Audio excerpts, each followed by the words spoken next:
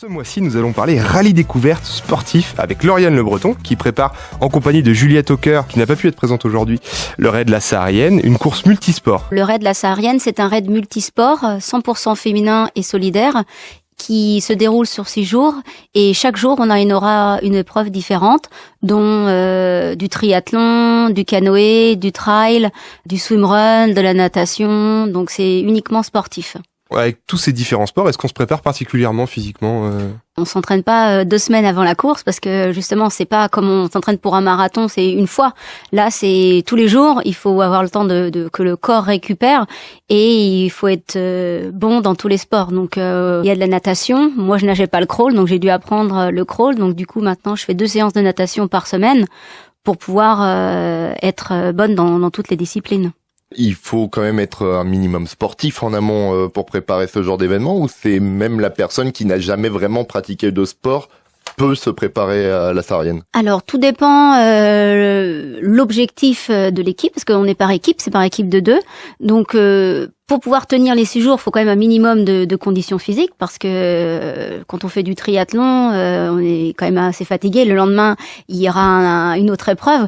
Mais après, il y a par exemple les championnes de France de raid qui vont y participer. Donc entre la première équipe et la dernière équipe, il y a une grosse différence. Par exemple, l'an dernier, sur l'épreuve de triathlon qui comportait 7 km de trail, 300 mètres de natation et 16 km de VTT, la première équipe a fini en 1h27 et la dernière a fini en 4 heures.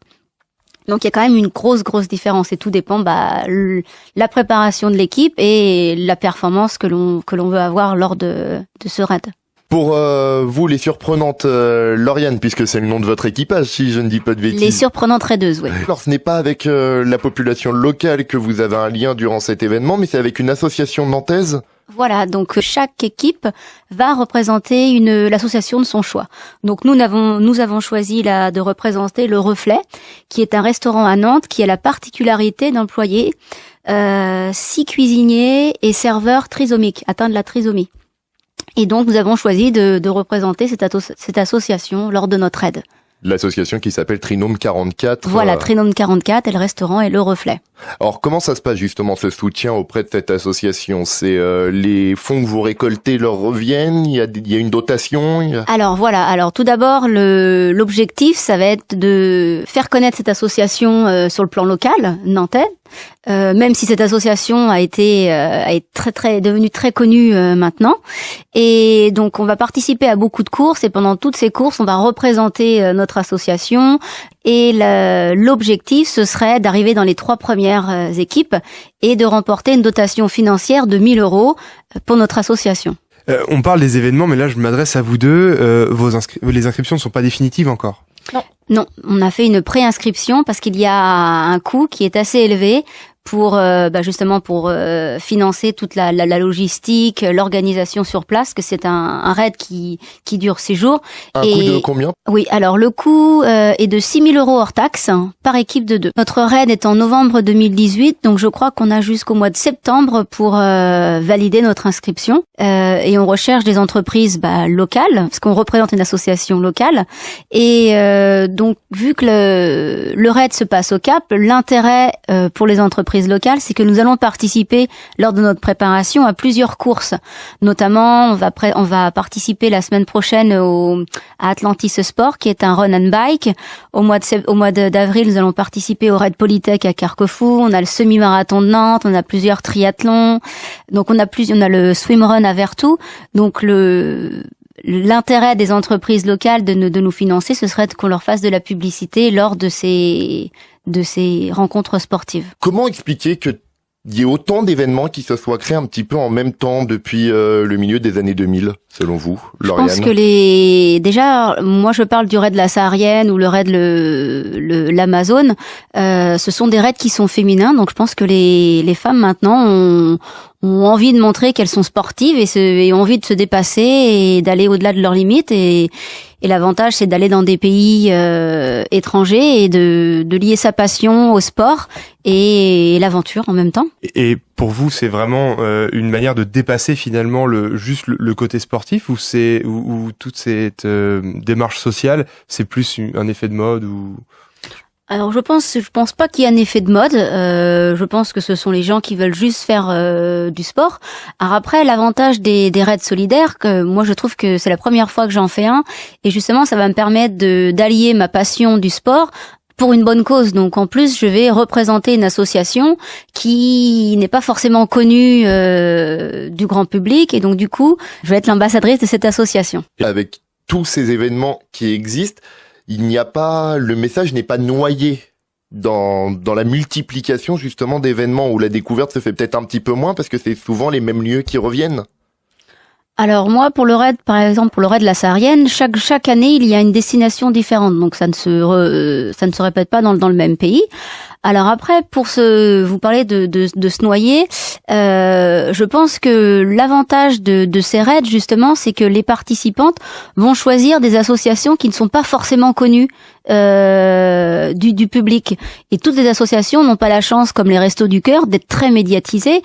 Et donc l'avantage de représenter des petites associations, c'est que chaque équipe va être l'ambassadeur de ces associations et de permettre de fédérer et de rassembler des personnes autour d'une bonne cause. Et sans ces raids-là, ces petites associations-là n'auraient pas forcément la possibilité de communiquer sur leur cause, parce que justement, ils n'ont pas les moyens de communiquer.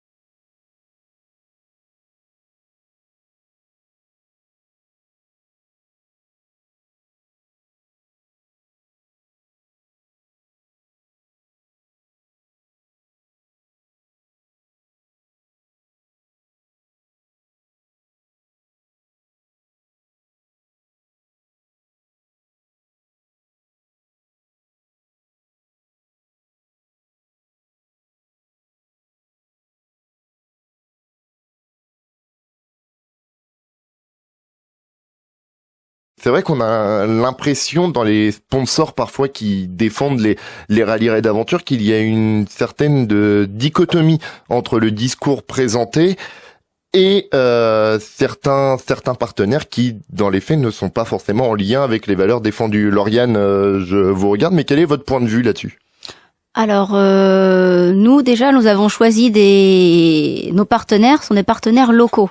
Donc déjà, moi par exemple, je suis chef d'entreprise à Carquefou, donc j'essaye au maximum d'avoir des sponsors de Carquefou et des petites entreprises comme la mienne qui, pour les aider justement dans leur communication, mais qui pourraient également partager les mêmes valeurs que moi. Donc on n'a pas de gros groupes, nous, qui nous sponsorisent. Ce qu'il faut comprendre, c'est que la recherche de sponsors, c'est un vrai travail. C'est vraiment la course avant la course. Et ça provoque du stress et de l'anxiété. Et le plus vite notre budget sera bouclé, plus on aura de temps pour pouvoir s'entraîner. Donc le plus tôt sera le mieux. Merci beaucoup, mesdames, d'avoir participé à cette émission et à cette causerie. On va juste redonner un petit peu les liens et les sites où les gens peuvent vous soutenir et vous rejoindre. Alors, Lauriane, pour commencer. Alors, vous pouvez nous joindre sur Facebook. Nous avons une page, Les Surprenantes Raideuses. On a également un compte Instagram où on met des photos de nos entraînements, de tout ce qui nous arrive, nos émissions, nos recherches de sponsors. Vous pouvez également nous joindre par mail, lessurprenantesraideuses@gmail.com, ou bien par téléphone au 07 50 98 90 01.